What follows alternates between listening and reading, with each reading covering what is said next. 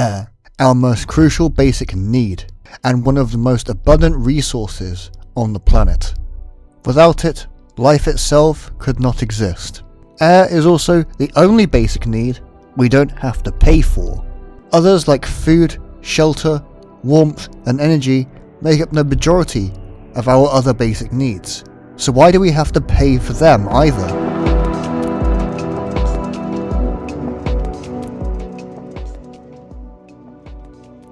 To the average person, the term post-scarcity seems ridiculous. After all, we live in a universe with finite resources, so absolute post-scarcity is by all means impossible. However, when proponents say post-scarcity, what they often mean is drastically mitigating the scarcity of access to resources and to their utility, their use value. This means access to basic needs and most reasonable wants. A policy that has gained much attention over the last decade is a UBI, or a Universal Basic Income. It is a money-based policy designed to, in theory, give everyone enough income to afford all of their basic necessities. Food, energy, housing, that kind of stuff. There are many different forms of basic income that advocates, policymakers, and politicians themselves have proposed. However, they all suffer from one central issue.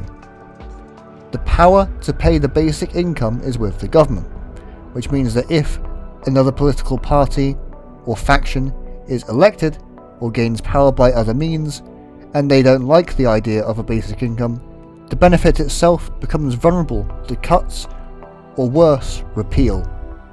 I believe there are means other than a basic income that we could use to achieve a similar goal of providing people's basic needs that don't involve a cash payout.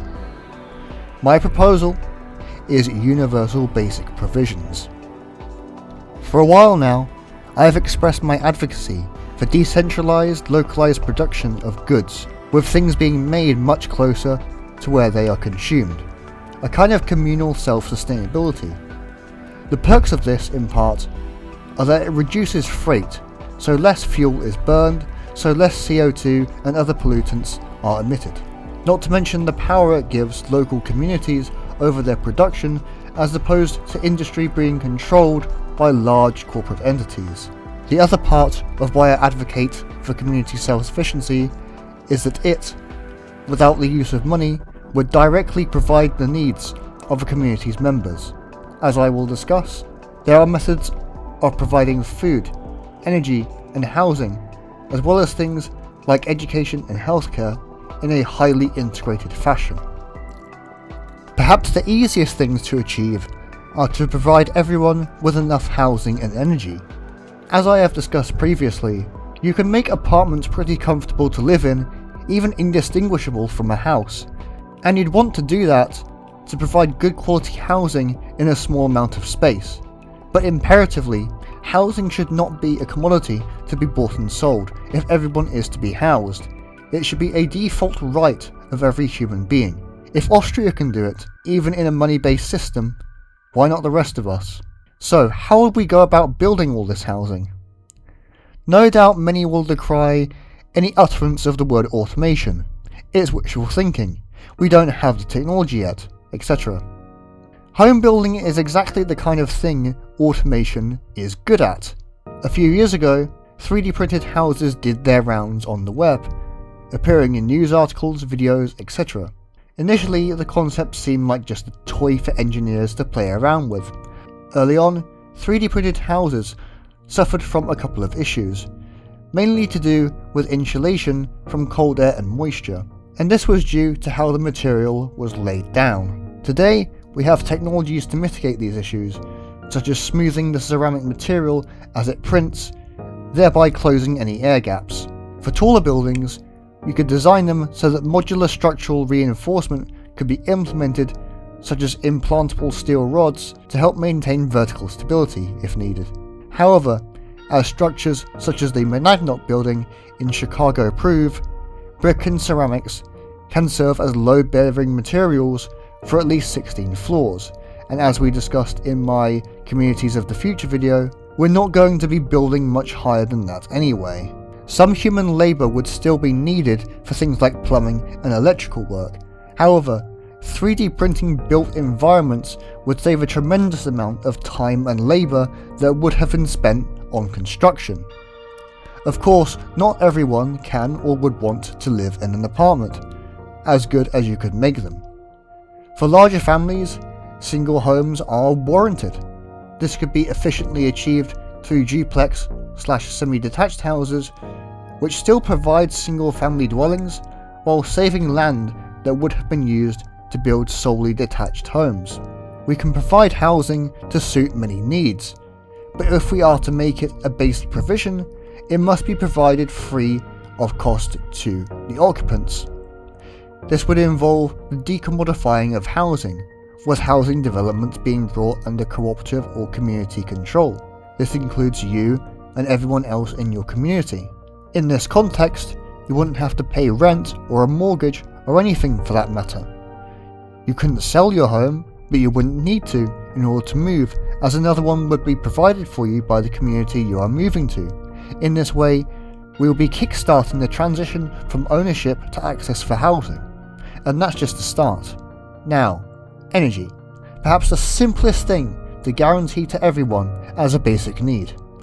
Renewables have come a long way in recent years in terms of efficiency, which allows for the decentralization of energy generation. This often takes the form of things like rooftop solar or backyard wind. However, those aren't the only possibilities.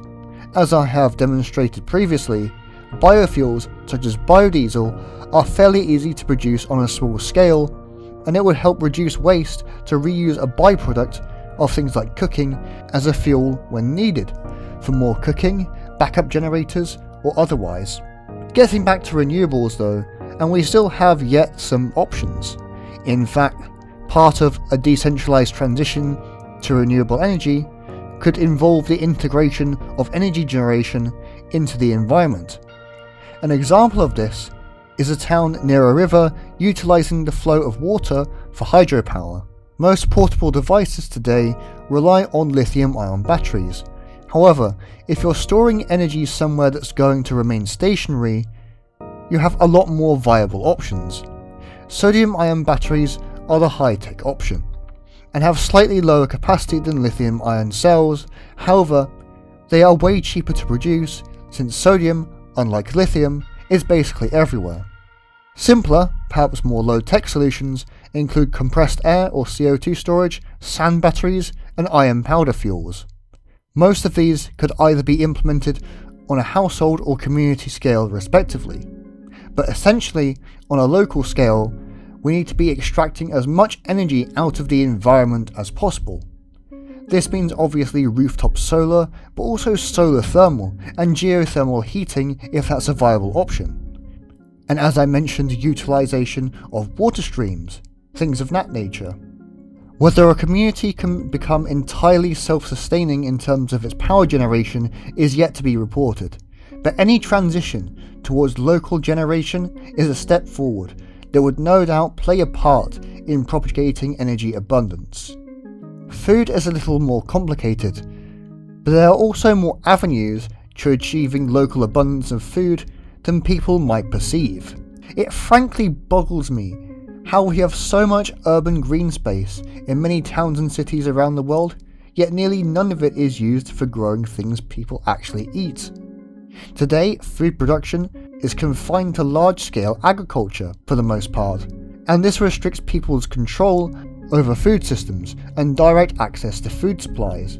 Modern green spaces are occupied mostly by grassland.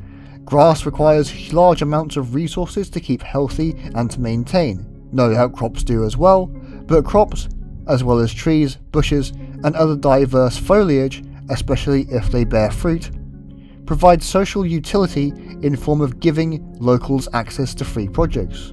We need not just green spaces, but diverse ones, and what I described prior was something called a food forest. These, as opposed to centralized agriculture, provide food for a community in the form of an abundance of crops that are integrated into the environment, free for anyone to pick. This could be considered a form of permaculture if the right practices are implemented. which facilitate a self-propagating food system. Of course, I am also in favour of things like vertical farms, which massively reduce land and water use, and can be implemented in an urban setting much more easily than a traditional farm. These facilities could also do a fair bit of heavy lifting when it comes to the production of a community's food. Produce from a vertical farm could be distributed through a dispensary at the farm's entrance, or if set up to, vertical farms could be places where people freely pick their veggies, much like how they pick produce from the shelves of a supermarket, except in this case the farm technically is the supermarket. Of course, in order to have an abundance of food, we need an abundance of fertilizers as well. Traditional inorganic fertilizers are prone to runoff, and while many of them are non-toxic, they present an environmental hazard. High water nitrogen levels can disrupt marine ecosystems, for example. There are few alternatives to this type of fertilization, such as the use of symbiotic nitrogen-fixing organisms like algae in some plants, which can enrich soil by absorbing nitrogen from the air and releasing it into the soil when they die and eventually decompose. Doing this is a technique often employed in permaculture, which can be really handy in providing an abundance of food to a local community, with relatively low maintenance. We will need to implement permaculture practices anyway in order to provide low maintenance food systems without relying on expensive automation tech. But overall, generating food abundance doesn't necessarily mean expanding traditional agriculture, but rather having communities and people be literally surrounded by food in their local environment. Heating, or rather warmth, is a remarkably easy thing to guarantee. The problems with warmth can be solved mostly by properly insulating built environments, and ideally we want to be using as little active heating as possible. Perhaps we could also design homes to passively utilise solar heat. Solar thermal systems are already employed across the globe. Some regions also benefit from having significant geothermal resources that can also be tapped for heat. The energy saved during colder months can be utilised for active cooling, such as air conditioning during summer, and we're going to increasingly have to rely on such due to rising global temperatures. We can also cool homes passively though, through clever use of shade, flooring, and other means, but the aircon is still going to very much play a role. As we face more extreme weather on both ends, integrating more resource and energy cost-effective means of heating and cooling are going to become ever more a necessity. Education and healthcare are areas where the primary resource is labour, and in a world with shorter working hours, and with the elimination of arbitrary job roles, there will no doubt be more hands to help. Of course, these people need education and training, and this would only be made more possible than today because of the expansion of people's free time, which could be used to get educated or pursue personal goals. This would also be significantly aided by the guarantee of more immediate basic needs that I have previously discussed. While a basic income is a good idea, and if it had a shot of getting through, I'd support it, I think it's more socially, politically, and ecologically sustainable to start integrating our basic needs into the world around us as a means of their indefinite guarantee. And as a bonus, that would be a good initial step towards achieving a post-scarcity world.